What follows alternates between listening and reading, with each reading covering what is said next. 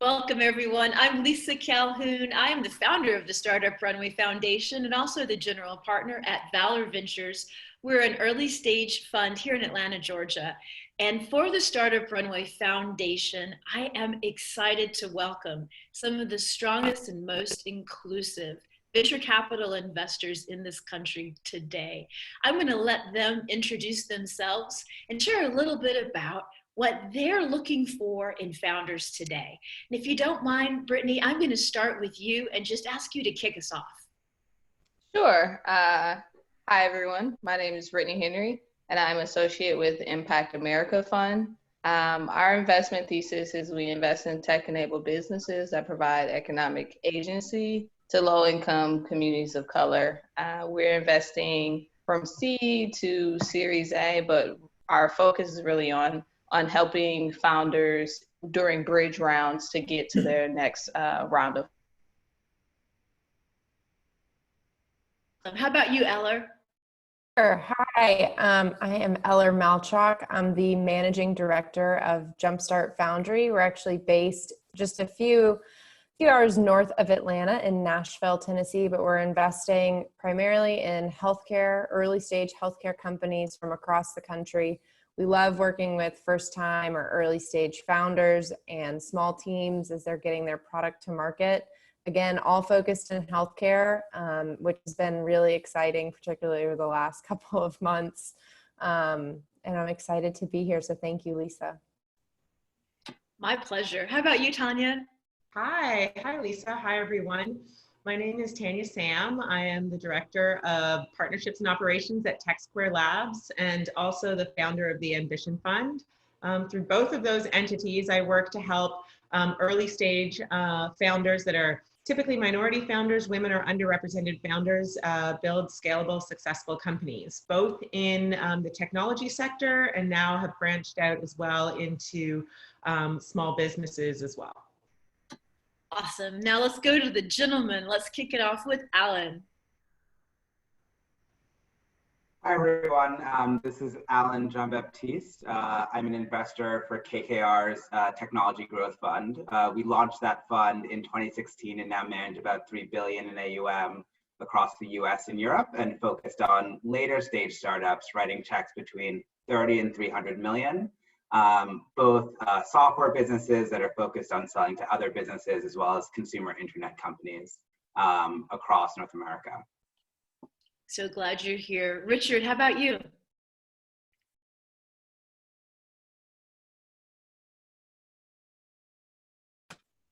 Sorry, thank you for having me. I'm excited to participate. So I'm a partner at Knoll Ventures, which is a $26 million pre-Series A fund based here in Atlanta, Georgia. My partner Andrew and I have raised them to invest in pre-Series A B2B technology-enabled businesses with the primary focus on non-coastal markets. So we're really looking for those tier 2, tier 3 markets like Atlanta, which are undercovered from a venture capital perspective. And we invest anywhere from pre-seed to post-seed all the way up to small Series A rounds. Thanks, Richard. How about you, Marlon? Thanks for joining us. All right, can you hear me? Yeah, great. Hi, Marlon Nichols, founder and managing general partner at Mac Venture Capital. We are a seed stage venture firm, which means that we invest in technology and technology-enabled companies that have built products and are starting to get some feedback from the marketplace. We invest in a range of $500,000 to $1.5 million, seeking about 10% ownership within the companies that we invest.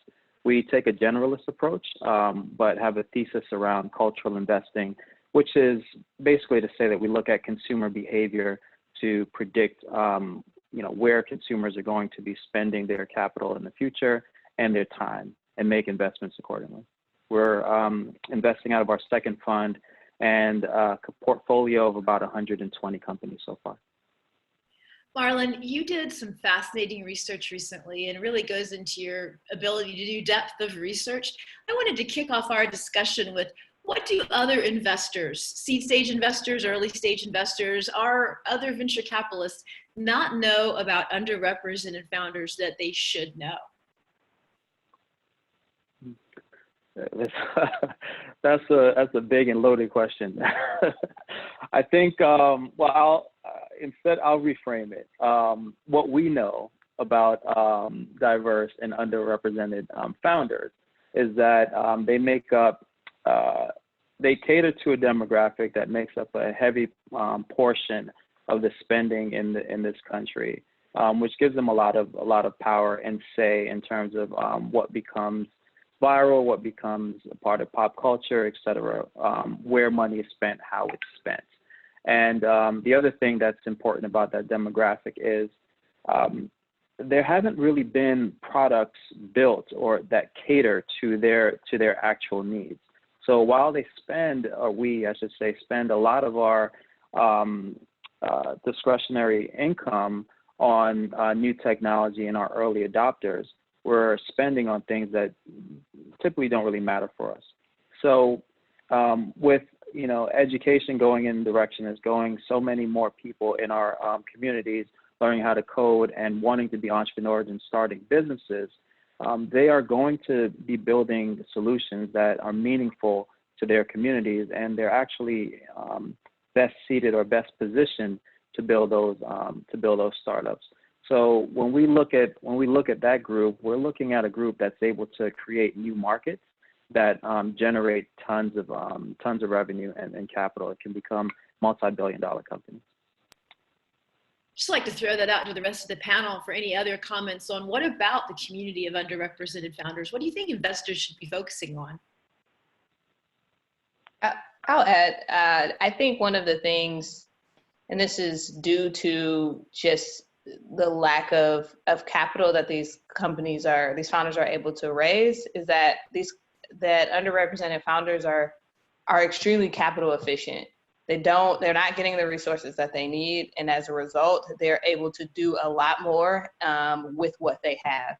And given that there's recently been a trend away from the growth at all scale for startups and more focused on profitability, the underrepresented founders are at a greater advantage because they've been operating under capital constraints since starting their business, and as a result, they're going to be highly capital efficient. So that's one of the things that I've experienced.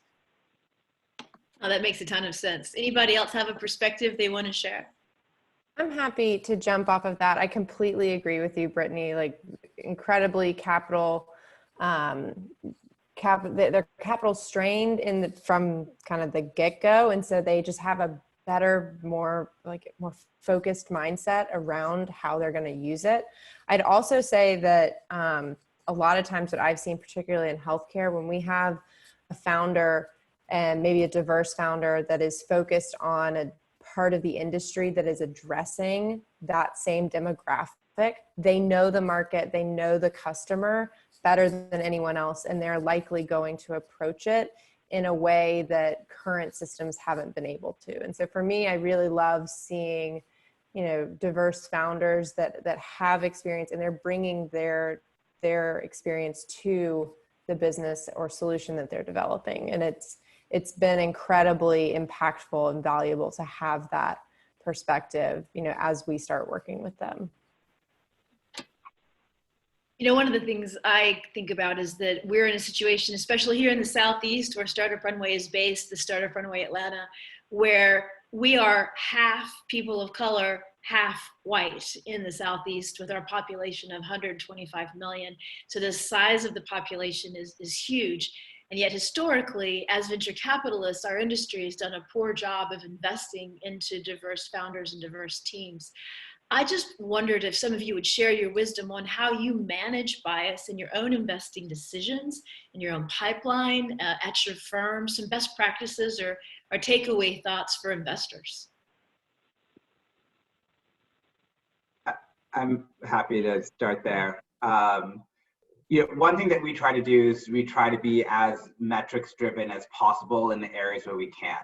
So when we're thinking about things like capital efficiency or go-to-market efficiency or Salesforce efficiency, we try to have benchmarks to have a more objective view on what's good versus bad. Obviously, you can't do that across every single aspect, And as you get earlier and earlier stage, it becomes a little bit more difficult because you might not have the type of data that you need to have those benchmarks. But trying to mix the qualitative and quantitative enables you effectively to have a little bit less bias, while also recognizing that regardless of who you are, you're going to have bias. So you need to try to check that at the door, recognize it as you're going through your investment process, and then having a pretty regimented diligence process and approval process that's hopefully fair across, or as fair as possible across all the different types of opportunities and founders who you end up meeting with. That's great. I'll add to that. Oh, sorry, Lisa. Please do. And I'm going to say, my answer is probably a little bit edgy in that we tend to take the approach of being intentionally biased.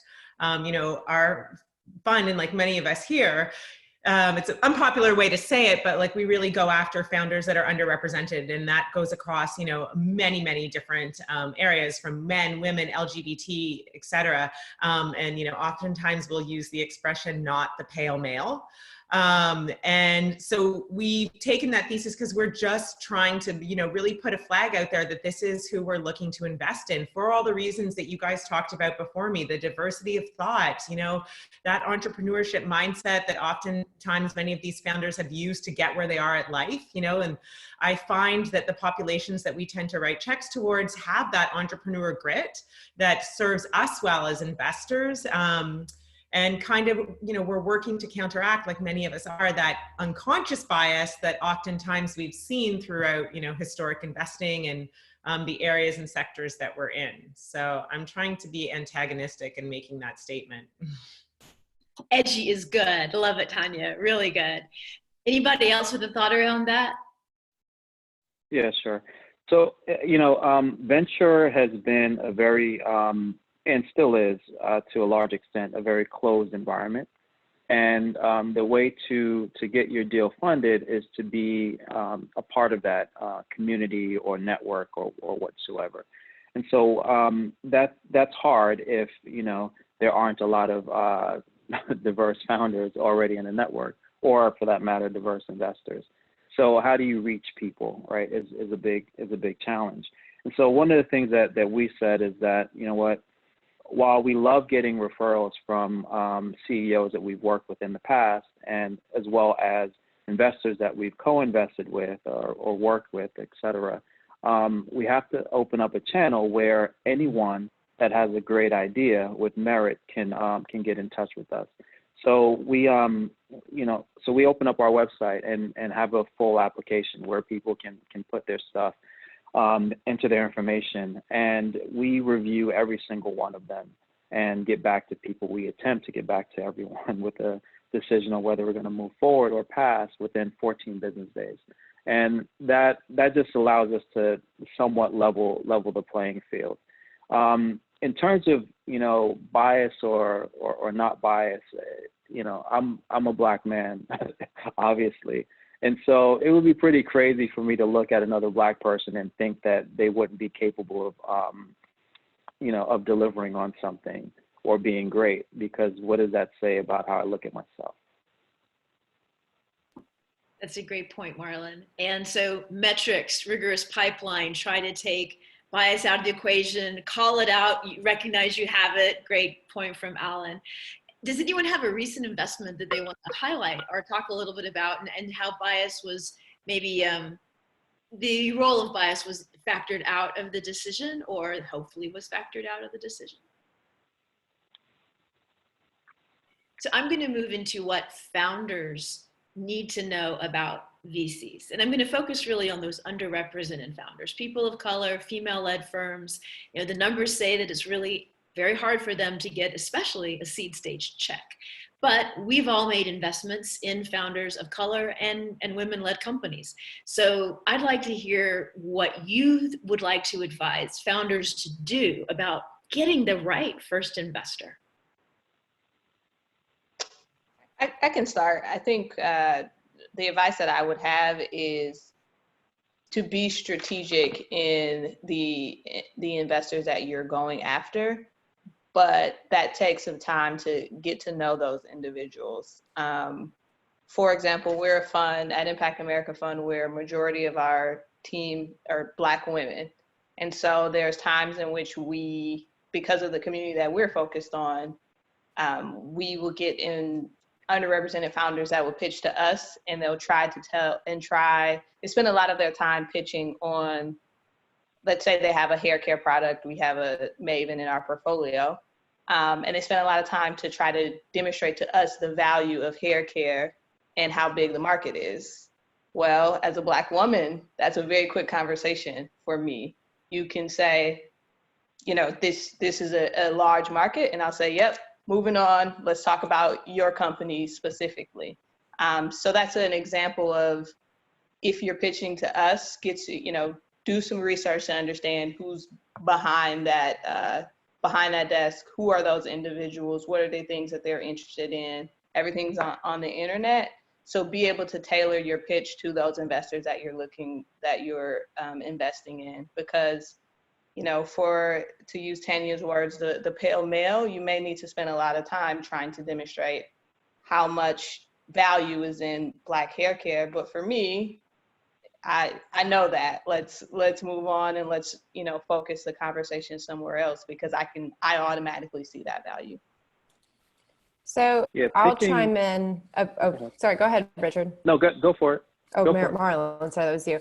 I was just going to say that, you know, what I love seeing in founders is when they've sought out us as a strategic partner because they've recognized their own limits and their knowledge of the industry or their connections, and that, you know, they recognize their strengths that they're bringing to the table, but they're not looking for someone exactly like them. They're looking to bring a diverse from them investor or partner. And so going back to, I love when founders really have a very specific experience or knowledge of the market or customer that they're serving, but they maybe need help on, you know, kind of with the business side or business model side of things, and that's not their strength. You know, knowing their own strengths and saying and being able to recognize, you know, I need a partner and an early stage investment partner to come on and help me with the things I don't know or don't have access to. To me, I think that's something to be very thoughtful about. It's kind of contradictory to a pretty common common theme around a lot of these types of conversations, which is there aren't enough, you know, women or diverse investors, because people like to invest in people that look, talk, or similar to them. But I actually, you know, it's pushing both the investor, but also the entrepreneur to find people that are diverse from them. It can be harder to sell or navigate, but it actually, in my experience, has been very, very valuable to have diverse founder-investor relationships. Yeah, no, I totally agree with that. And I also think it's important to stress the point that fundraising takes time, and you really have to spend time building relationships with investors. For a lot of funds and investors, it's really hard to make a decision in a couple of weeks, much less than 30 days. And, you know, investors like to track businesses over time to see how they perform. They want to get to know the founders. So when you're raising capital, and especially if you're a first-time founder, it's really important to do your research on the funds that you want to raise capital from, and then invest in building those relationships well ahead of the time where you actually need the capital and need to spend the capital. So I think it's important to assume that there's a relatively long time frame to getting a round closed. You know, it'd be great to hear from a lot of people on that. Average speaking, looking across your portfolio and your own investments, how long have you generally known founders? I mean, I can speak for Valor, and we usually know a founder 3 to 6 months before we actually complete the investment, you know, from like first raising of a hand, maybe email, to we sent you a term sheet. That's kind of where it falls. It can be faster, it could be longer. How about the rest of you? What do you see in your pipelines? For us, at least, it tends to be between 1 to 3 years. So it's extremely long, and the longer the better. And it goes to actually your earlier question. We think of it like a marriage, and therefore diligence should be a two-way street. We want our portfolio companies to get to know us over time. We want them to talk to the other companies in our portfolio, run reference checks, figure out how have we been helpful, how consistent is that help, how long are we being helpful for, and do the ways in which we add value align well with the ways in which they need help. And so the longer we have to build a relationship and for both of us to diligence each other and understand how our organization has grown and scaled over time and achieved its own goals, similarly with the startup, the better. And that's how we get comfortable. Obviously, it can sometimes be a lot shorter than that, but I'd say the majority of our deals, we've known the founders for years over time. And I guess I might have a different perspective than my model. Our Jumpstart's model is very different than that, and that we will make very quick decisions within really, Marlon, you said 14 days. Ours is probably more like 3 weeks.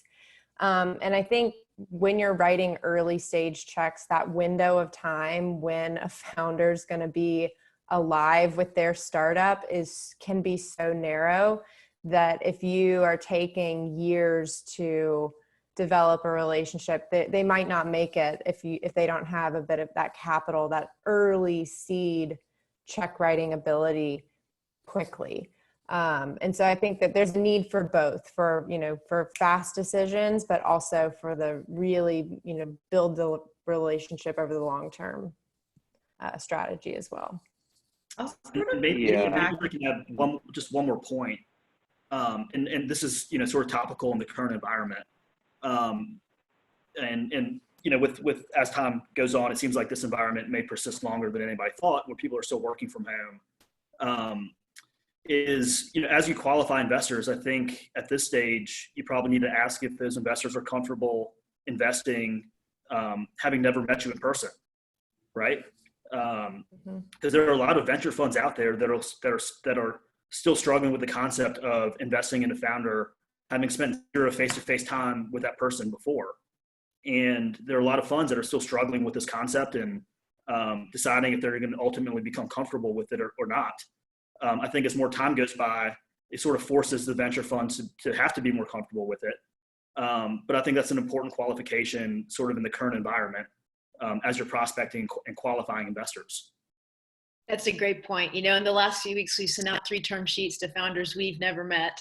And I'd love to hear from perspectives either way from those of you who have or would never. Allan, you go get coffee. We actually would. We still would want to build, and I think it's the difference between like later stage and early stage, depending on how early. But we would certainly want to build a relationship still over time. But the reality is that I'm at home. My colleagues are at home, and all the companies we want to invest in are also at home. So we will adapt to the market.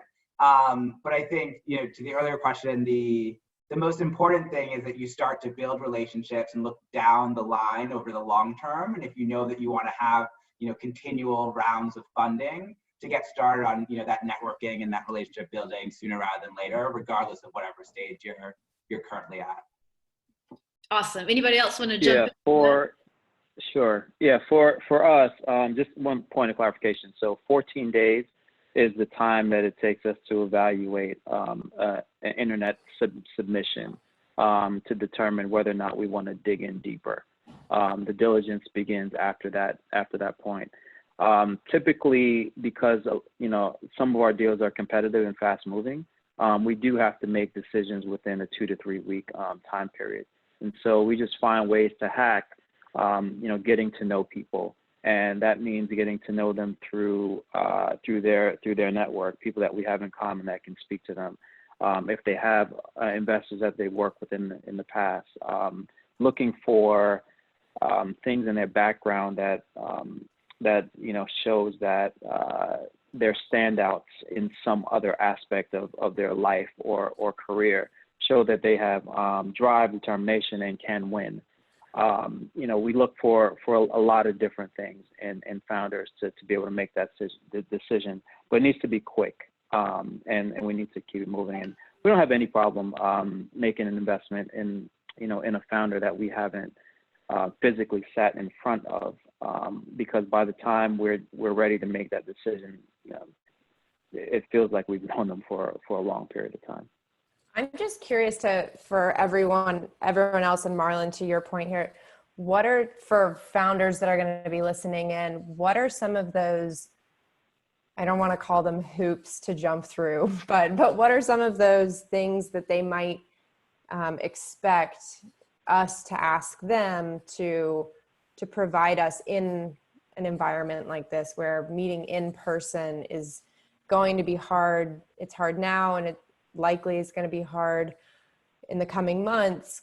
What are you all doing to adapt to that? That difficulty? Big fan of their financials.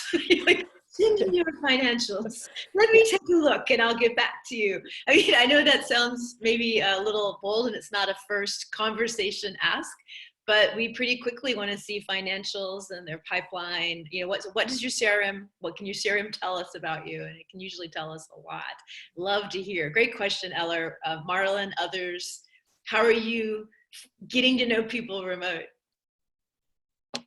Yeah, it hasn't really changed for us that much, right? So the what happens with being remote versus being in person is you can have more of those kind of impromptu like types of conversations, right? So if you meet for a drink or lunch or dinner, you might start out talking about business, but it goes into a completely different place, right? And you start to get to know that person personally, which we're human, so that will factor into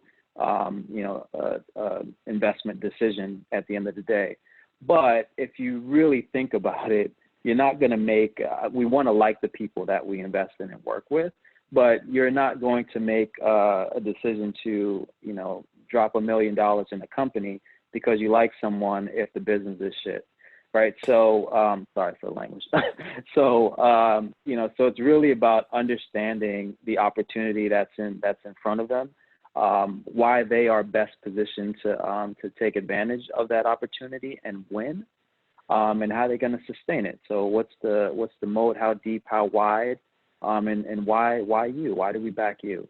And I think you can get to all of that without going to dinner and having drinks. One hack though is that I like. I always like to understand how entrepreneurs are going to communicate with us, frequency, depth, etc.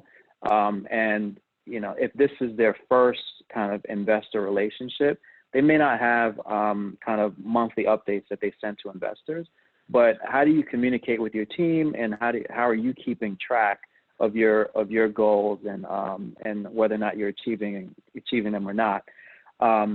Show us those documents, right? So we can see how you organize your thoughts and how you communicate out. The only other thing I'd add is one of the benefits of in-person larger group meetings is you understand the team dynamics by picking up on social cues, and so that's something that can often be lost, if on a phone call or even over a Zoom or a video conference. But that's the one thing where I still want to figure that out. So whether it's including a number of the people on the management team for larger diligence sessions to understand is the CEO allowing other members of the team to communicate and to show their own capabilities and skill set? Are people cutting each other off? How should we think about the ways in which the team communicates, and what can we infer about the way in which the business is run? And so that's something I think we're still all learning to do on video conference. But that's one of the big areas where you can learn a lot, just inferring from social cues effectively of really the internal team dynamics, which in the end are pretty important. You're betting on the team more so than anything else. The ideas will change, the strategy will change. Everyone encounters hiccups along the road. What you're betting on is a cohesive team that can figure it out and find your way to the finish line. And I think the reason very true, but but by the way, we don't always get that right in person. I mean, the worst deal that I've ever done was because of a team falling apart and a team that I had spent a lot of time with. They just hit it really well for a while.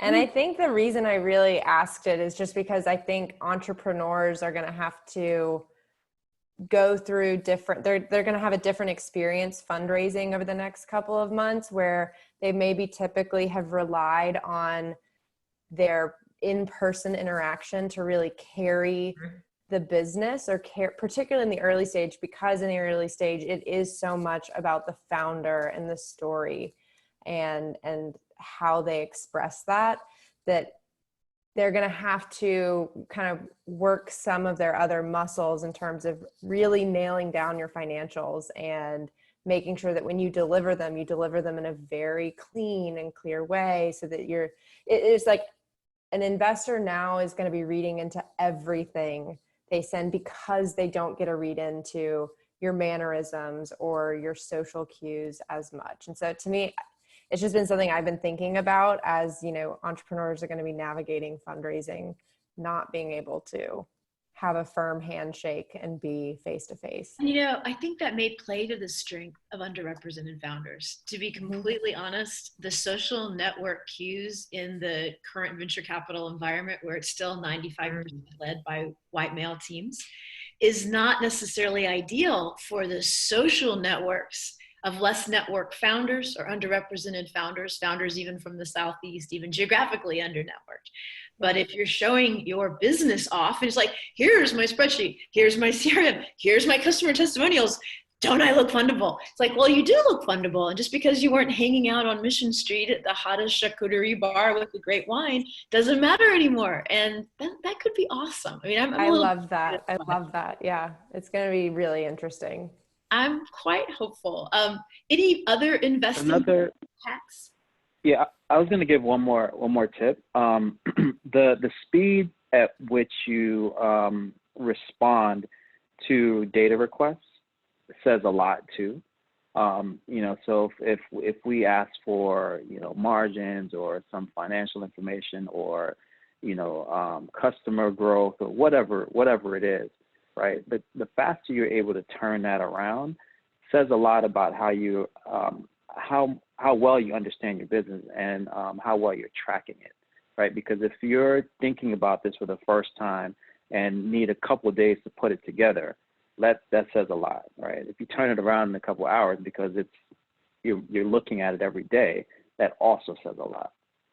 I think that is a key piece. It's preparedness. And I'm and I think a little bit Lisa as well, like very, very early stage. So we'll see the gamut of founders who are looking for financing and investment. And oftentimes, like, they're just not ready for it and they think they are. And if you send out requests for meetings to, 50 different VCs and no one responds back, it's probably not because the money isn't out there, but you're not ready and you haven't presented your business in a way that's exciting and enticing to the VCs. So I would say 100% preparedness and being very strategic about who you reach out to. So, I mean, there's a lot of different ways where you can look up investors and what they're excited about. So if, you've already invested in hair care products like Maven, that's in your vein. But, if they reach out and they're like, oh, Allan, they're asking for a meeting, but it's not a good fit. And so I think that's really discouraging to founders. So if they kind of do that work in advance, they get further faster as well. Tanya, that's such a great point. I'm going to ask everybody to kind of close this section of the conversation for your favorite founder do. And I'm not going to talk generic with, that everyone can read this on TechCrunch or whatever. Your personal favorite founder do. Like, this really gets to you. You love it. Pipeline, CRM, export. Show me your conversion funnel. And I'm already going to talk to you. I don't care how bad it is. I can't wait to talk to you about how to make it better. Like, that is super fun for me. I love conversion funnels. I know it's really weird. It's a knit and it's kind of far along, but like for me, that's a huge do. What are huge do's for you? Just y'all jump right in. So mine is definitely acknowledging competition. So I often am in meetings and you ask people, what's the competitive landscape? Who do who keeps you up at night? How do you think about this? And you often get back like, we No are one. the best, no one else is a competitor. And that's just not true. It can't be true. Even And if there isn't a competitor, I lose interest. Like if no one else is doing this, then that's a problem. Or at least there'll be a fast follower, something. And so, whether it's an incumbent who's already been in the space, who you don't consider to be a competitor because their technology or what they're doing isn't as innovative, or whether there's, someone else who's closer to your size who's doing something similar, think through that question and have a real answer. For me, it actually makes me have like a worse opinion almost of the business, and gives me a bit of just fear or concern effectively that they're not thinking about the entire landscape and the potential issues that might come up from competitive threats over time. So that is my due for sure. Acknowledge competition, understand their business models, and figure out why you're differentiated both now and how you sustain that differentiation over time. Awesome. What about the rest of you? I think for me, it goes back to Eller's point earlier around like understand how we can be helpful. Because if you come into the conversation and say, I've seen you made these type of investments, or one of your portfolio company founders say that you were helpful in this particular way, it takes a step off of our diligence process. We don't have to think about how we can be helpful beyond providing capital. And it shows that you've done your homework on who we are and the value that we can add. And to Allan's point earlier about this being a marriage, if you come in and say, here's your qualities that I like in you, let's get hitched, then that makes for an easier conversation to say, okay, this I can see this working long term. Mine is super easy: revenue or customers. Something that it at least has proved your model. You've done some sort of vetting. You've been able to get X far. I think that is, as an investor, it shows a lot of tenacity if you can just have someone backing your idea. Obviously that doesn't always happen all the time. Yeah, for us, it's having a very clear understanding of how you're going to put the capital to work and what critical thresholds that you think you're going to cross by raising that capital. A lot of times we talk to seed stage founders and they say, I want to raise $1 million. And you ask them why they need to raise $1 million. And they say, oh, well, it gives me, 9 to 12 months of runway. And it's sort of like, well, so what? Like, what does that really mean? Why is your business going to be more valuable after you've, gotten that runway and put the capital to work? So we like founders who have very kind of clear goals on how far they want this capital to get them and what those critical inflection points are that are going to create a lot of value, and then ultimately make the business a lot more fundable by the next fund over the longer term. Great advice. For me, it's transparency, and specifically around acknowledging the risks associated with the business. Because if this is, a high growth potential company, there has to be risk. Otherwise, everyone would fund it. Everyone would have created this business, and there'd be a million of them out there. So, what are the true risks, and how do you plan to mitigate those risks, and just be honest about it? For me, it's actually being able to very, very clearly articulate the market opportunity and how their solution solves or helps alleviate part of that market opportunity. It's shocking to me how many applications I read where it's talking about the product and the technology and how great it is, with like completely glossing over why that technology is even needed. And to me, when a founder can very, very succinctly get to what that pain point is or why a user or customer is going to buy their product, it's more rare than you would think it would be. So, yeah. Eller, I also feel that way about the roadmap.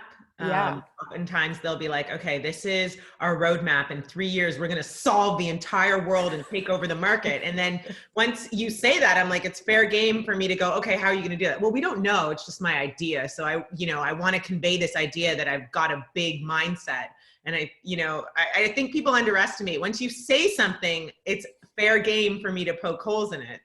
Yeah, so I love really tangible, like to the roadmap, very tangible, clear steps of how they're going to take it to market. Like when they say they have $1 billion market opportunity, I'm like, okay, that's, maybe someday, but what's the go to market? How are you going to scale to that? And again, that clear articulation of that pain point and how they're going to achieve those milestones. Well, I think a lot of your personalities really came out on that answer. So I'm going to double down. This is really our last question. We'll do a little closing, but I want to know what you all are each excited about as you look at your investments in the back half of the year. And I want this to be a personal answer. You've already talked about your investment themes. We know where your funds are, but sometimes I feel like for founders, especially, we're going to be some of the first VCs that the founders who come to Startup Runway have ever met, if not the very first. So when you sit with them in their mentor groups, they may have likely will have never met a VC before. And so to let them know that, we're people too. We are not walking checkbooks despite the reputation. There's real people behind this, and we're really excited about the things we invest in. I'd love for each of you to share something about investing you're really excited about. And if you've just done an investment and that's been all your brain, you're really excited about that, feel free to share that. But just let them see who you are and what motivates you to get up and do more diligence in the morning. I can start just because, so again, Jumpstart, we're exclusively healthcare investors, and I love investing in healthcare. I've been doing it for just over 5 years now. And really over the last couple of months, it's become incredibly exciting. But what I am increasingly excited about and opportunities that I think entrepreneurs are going to just be crawling out of the woodworks is how people, consumers really, the patient consumer, if you will, how they're going to interact with their health, well-being, mental health, because I truly believe we're not going back to the way the world was at all. And there are going to be some very major shifts in how people take care of themselves, a very self-directed sense of sense of well-being, whether that's, food is medicine, and really how can grocery and retailers play a role in an individual's health and wellness choices. I love that space. But yeah, I think, again, just entrepreneurs knowing that the world is not going to be the same after a post-COVID sense, and kind of embracing that and saying, we're going to deliver something different because it's going to be so different. So I'm just excited. It's a scary time to be going through, but I think there's a ton of opportunity for really impressive and interesting innovation. So I get really excited about companies that democratize access. So my last 2 deals are along those lines. Most recently, it was a company called Slice, which focuses on giving independent pizza shops and those small business owners the technology that they need to move their business online and compete with large-scale chains and in horizontal food delivery apps at price points and fees that work a little bit better for those local businesses. And prior to that, in January, led a deal in a company called Policy Genius, which is an internet marketplace for consumers to educate themselves on life insurance, home insurance, and auto insurance. So they can go there, shop for different rates as you would on a kayak.com, and get the best fit policy for your individual needs. And so those sort of businesses get me extremely excited. They're also great business models, being internet marketplaces, but they are helping consumers or small business owners really move online and follow a lot of the trends that we're already seeing that I think have accelerated due to COVID-19. But things are moving online, commerce is moving online, decision-making is moving there. And so those are the types of business models that, you know, get me super excited. And I look forward to finding hopefully a couple more this year.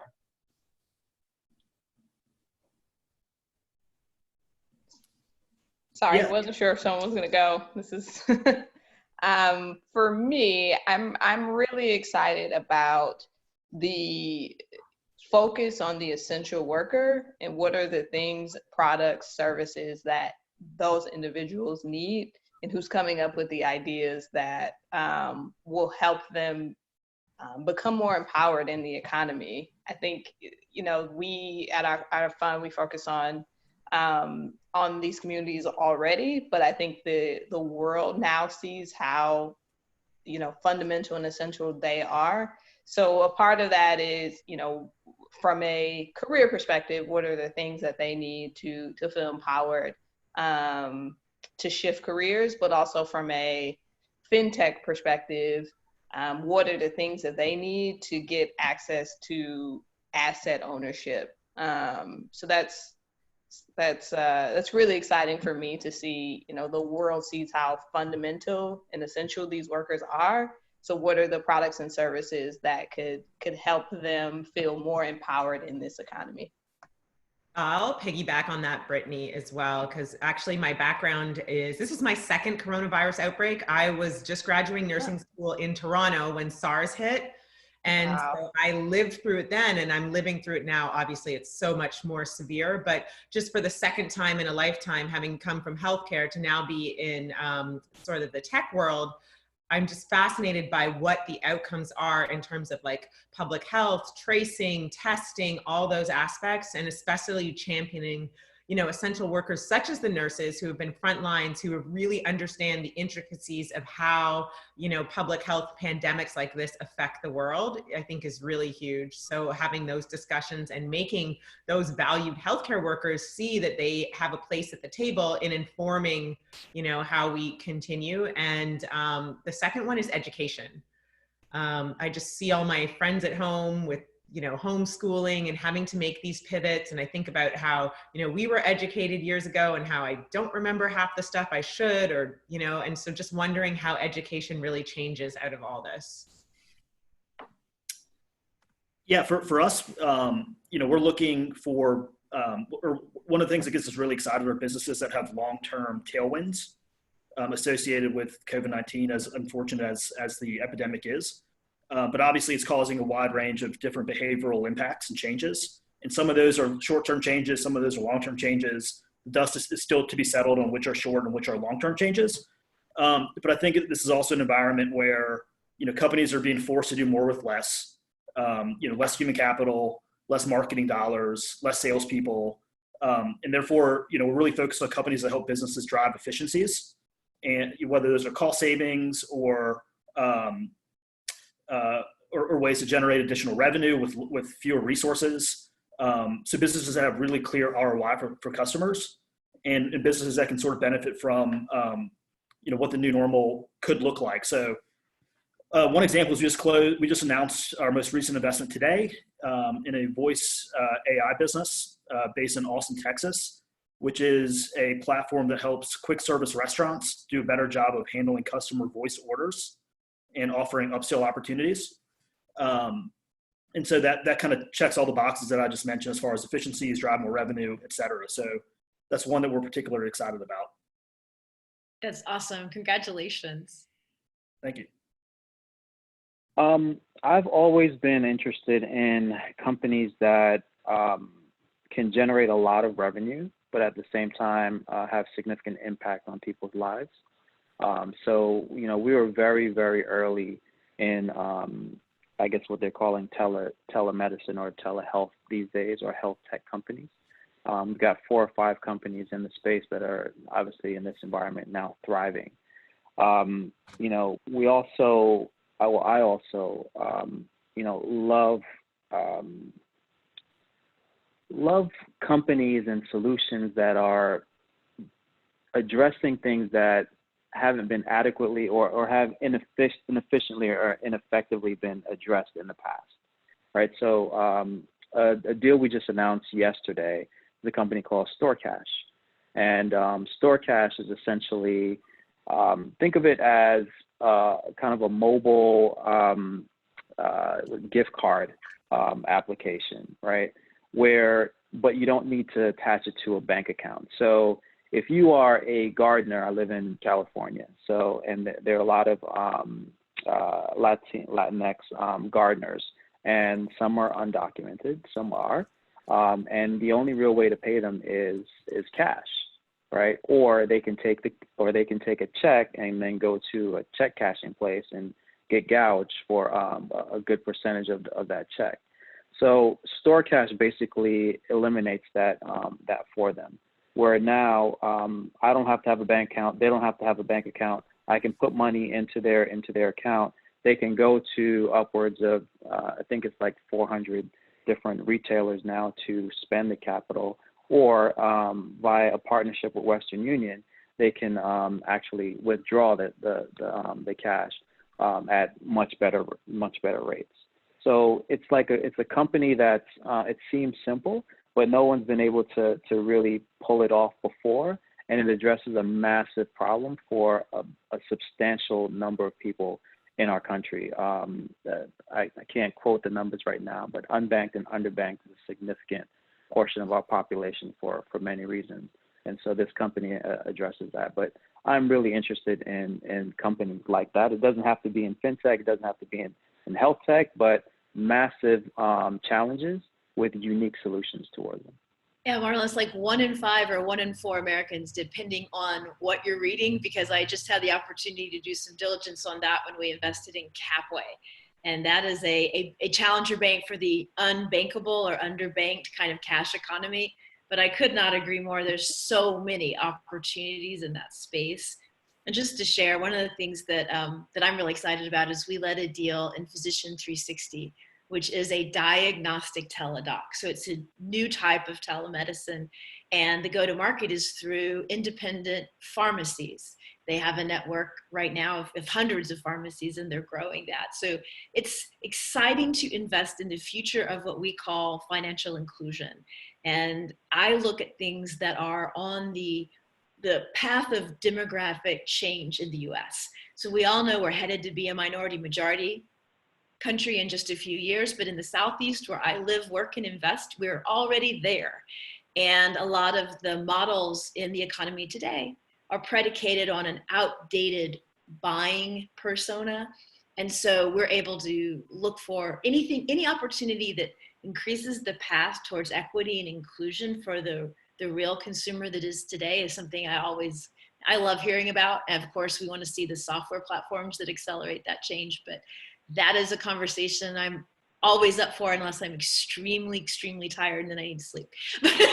Otherwise, so yeah, we only have a couple more minutes. You've been so generous with your wisdom and your time. I want to make sure founders, when they're prepared and they know what your due is, and they're really ready to reach out to you, that they know how to get in touch with your firm. So if you wouldn't mind, let's close on that. Just go around the room real quickly and advise our Startup Runway finalists, when they're ready, how they should get in touch. I can start. Similar to Marlon, we have a transparent process in terms of we're reviewing all pitch decks. So if you just go to impactamerica.com, you'll see on there where you can upload your materials, and we'll be sure to take a look at it. Yeah, we have a very standard approach to applying for funding. Similarly, I actually made my, I don't know if I can point to it, but it's jsf.co. If you go to jsf.co, we have an apply page. We actually have a proprietary application, so no submitting pitch decks. And so if you fill out that application, we review it twice a year. So we have those dates listed on our website, but that's the best way to get in touch with us. Yeah, for us at knollventures.com, we have a web form where anybody can submit any sort of inquiry, including investment opportunities. And then also, just a cold email works as well. Same here, Tanya. If you go to techsquare.co, we have an intake form, and those are typically for companies that are companies that are high growth, scalable technology companies. The ambitionfund.com funds businesses across all sectors that are all underrepresented founders looking for investment. So for us, we're a little bit later stage, so we don't have a form online, unfortunately, but you can always shoot me a quick email or LinkedIn message to anyone on our team, easy to find. And, assuming it's a good fit, we're happy to get in contact. Yeah, for us, it's just macventurecapital.com, and we have that form. You can also find me on whatever social media channel you want. Twitter, it's Marlon C. Nichols, and I usually respond. Like having interesting conversations there, but I just note I will redirect you back to the form to fill it out so that we can get the team involved in the evaluation. But always happy to connect on all platforms.